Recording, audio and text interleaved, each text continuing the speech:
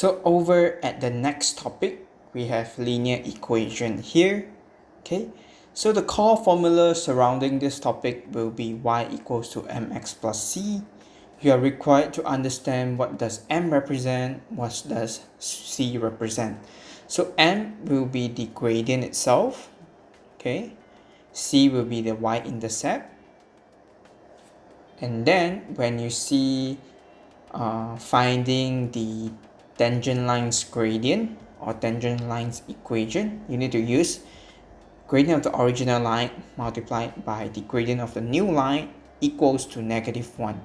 Do the reverse calculation and get the gradient of the new line. Okay, so the other two that is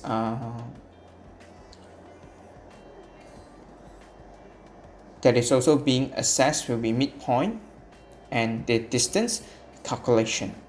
So let's look at question 1 here. So line A passes to 2 points, which is 1, 8 and 7, 5. Okay, B is parallel. Okay, so first thing first is to identify the gradient itself of the line A. You will get it as -1/2. Okay, step 2 is, since they mention about parallel, so immediately your line B will share the same gradient. Okay, so we have y equals to -1/2x plus c. Then you substitute the point where they passes through, which is 2, 5, into x and y's position. Then you will get c, which is the y-intercept of line B, as 6. So the final equation, y equals to -1/2x plus 6. Moving on to question 2. Okay, we have the line that is perpendicular to line AB. Okay, so perpendicular or tangent basically means that we need to use the gradient of the original line multiplied by the gradient of the new line equals to -1. So after we gotten line B's gradient, okay, I substitute it into the gradient of the original line position. Okay, shift it to the other side and run the calculation and obtain gradient of line A as -2. So substitute this into the equation. We will have y equals to -2x plus c. Then substitute the point where they passes through, which is 1, 6, into the equation. Okay, then you will get your c as 8. So your final equation, y equals to -2x plus 8.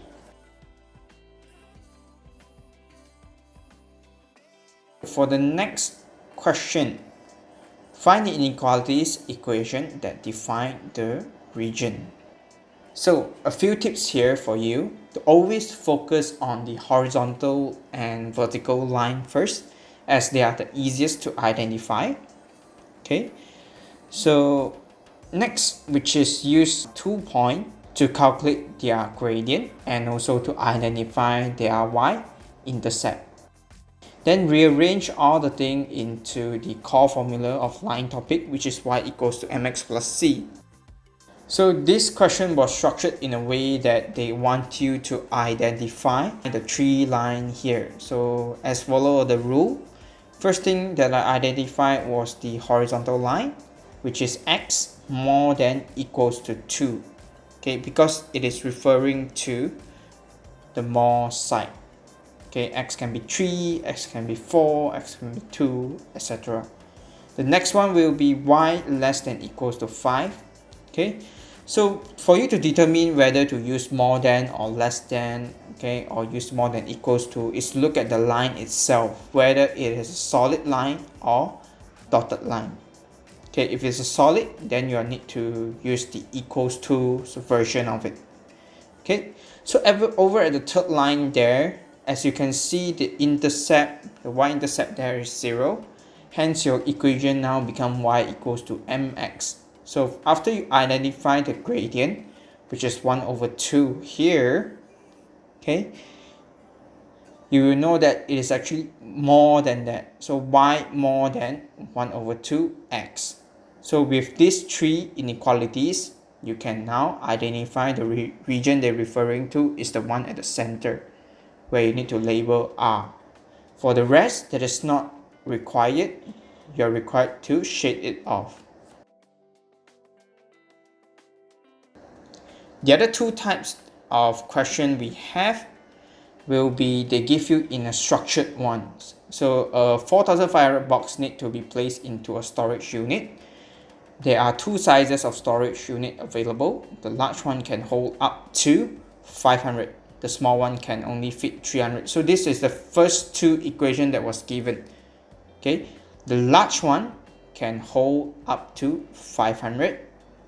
The small one can hold up to 300 only. Okay, no more than 11 unit can be used, and at least 2 storage unit must be small. So these are the other inequalities information that was given. So immediately I can identify there's 3 lines there. Okay, so first one, the easiest one is to look at least 2 storage unit must be small. What is this referring to is that y must be more than equals to 2. Okay, the small one I use y to represent, the big one I use x. So next one is x plus y less than equals to 11. Okay, because they use the keyword no more than. Okay, then the last one was the first information that was given to us. 500x plus 300y less than equals to 4,500.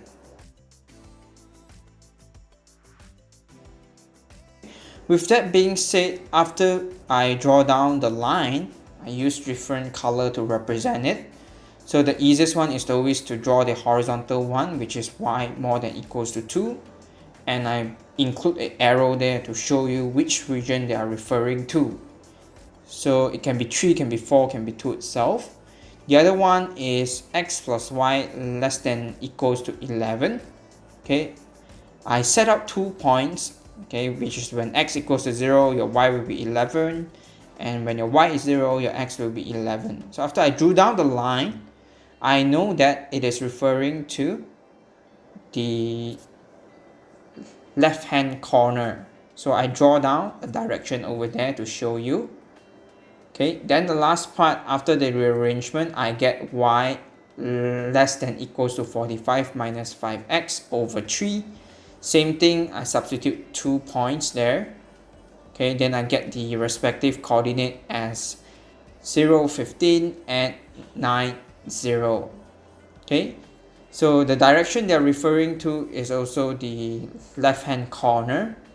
So after I use the arrow as a benchmark, I identify the region is the quadrilateral shape over there. Okay, so the rest you're required to shade it off. So usually for this type of question, they will ask you something like, they might give you the price of the storage. Okay, the bigger one is how much, the smaller one is how much, and ask you the cost of it to save up all the box. Okay, the 4,500 boxes. Moving on to next question. Okay, Dixon bought some fruits for his family. He wanted to get X amount of watermelon and Y box of kiwi. He bought more watermelon than kiwi. He wanted to buy less than 10 watermelon, and he also want to get at least 2 box of kiwi. So the first equation will be X more than Y. The other one will be X less than 10 and Y more than equals to 2. So after having these 3 lines here, you can now construct it over there. Okay, then over at question 2, they mentioned the prices of watermelons on promotion is 5 each, and each box of kiwi is 15. Dixon don't want to spend more than 105 for buying fruits. So 5x plus 15y less than equals to 105. So with this being said, we can now draw down the shapes and everything. Okay, so 2 of the lines will be dotted and 2 of the line will be solid. Okay, so as mentioned earlier at question 3, okay, find the maximum amount of each fruit Dixon can buy. Okay, so you're required to look at all the corners there, or sometimes when the corners is involved with dotted line, then you cannot take that as a consideration. That's why for our shape here, instead of using 10 and 3, okay, I shift it out into 9 watermelons and 4 box of kiwi. Okay, because of at the corner there, it is not accepted. Okay, so this will be it for this topic.